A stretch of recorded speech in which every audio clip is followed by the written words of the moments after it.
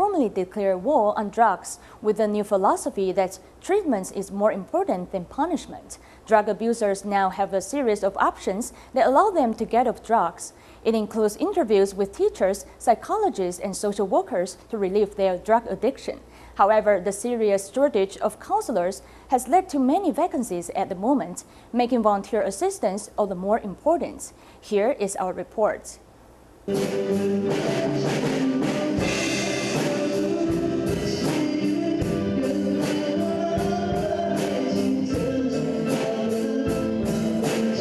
They're like the popular band Mayday behind prison walls, as music helps settle their soul. Here, this handmade origami is a type of art therapy. The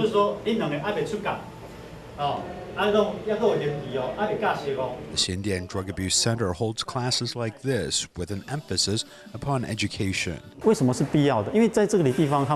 is it necessary to do education here? Because they don't use drugs and they know they have lost something and they are in a vulnerable place. Here they replace their name with a number, and they have lost their freedom as part of their punishment. But at least there's a little candle in this dark corner. Mindfulness and other lessons to relieve stress is part of this curriculum to help them soothe their soul. To escape drug addiction, they need an outlet for their emotions, as a psychotherapist and social workers offer assistance. Therapy and guidance is all very helpful. It is difficult for them to establish relationships because counseling and treatments, in fact, it is an interpersonal thing and they are used to living their own life and they have a different way of getting along with people. A lot of the time their reaction to courses or with me is like this.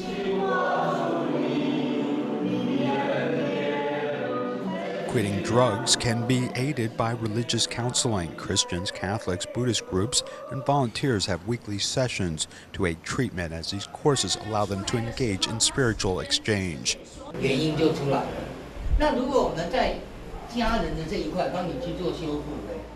Oral cancer survivor Zhang Xingguo is a member of the Catholic Libertas Education Foundation. He spent 2/3 of his life on drugs, and the Drug Abuse Center was like a second home to him. 9 years ago, he quit drugs and began rehabilitation and changed from a gangster to a prisoner and now a counselor. Catholicism, Tzu Buddhism, Christianity, and even my Choya Buddhism, Iguandao all help us understand our soul and our minds and allow us to think of many things. When people interact with them, they express a willingness to undertake reflection. I think that when someone is willing to undergo reflection, it is actually the beginning of change. Volunteers from the Ziji Foundation are old friends to many of the people in the center.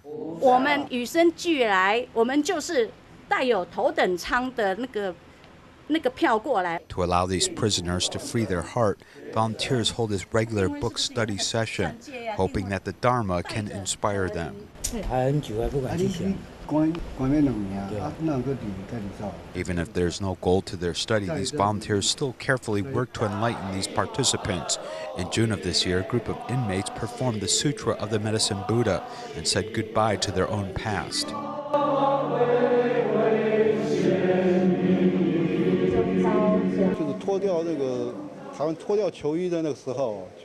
From taking off the prisoner's uniform, I feel a sort of rebirth and found that this goodness can really inspire and affect others.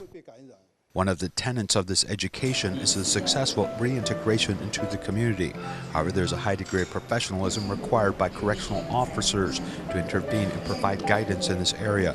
Actually, many prisons in Taiwan are at overcapacity. According to data in 2015, the total number of counselors in Taiwan was 184, while the number of inmates was over 57,000.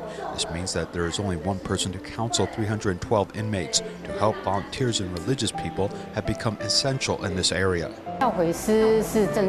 Counselors are officially dispatched if they have passed the Judicial Yuan's third-class prison exam and training that receive a certificate and are reassigned to the prison to serve.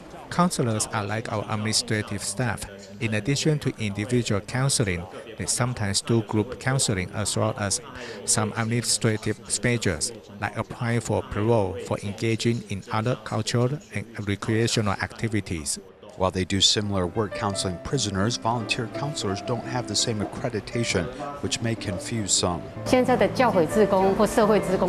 Now these volunteer counselors or social work volunteers were once known as honorary counselors, so the general public may be confused by their position.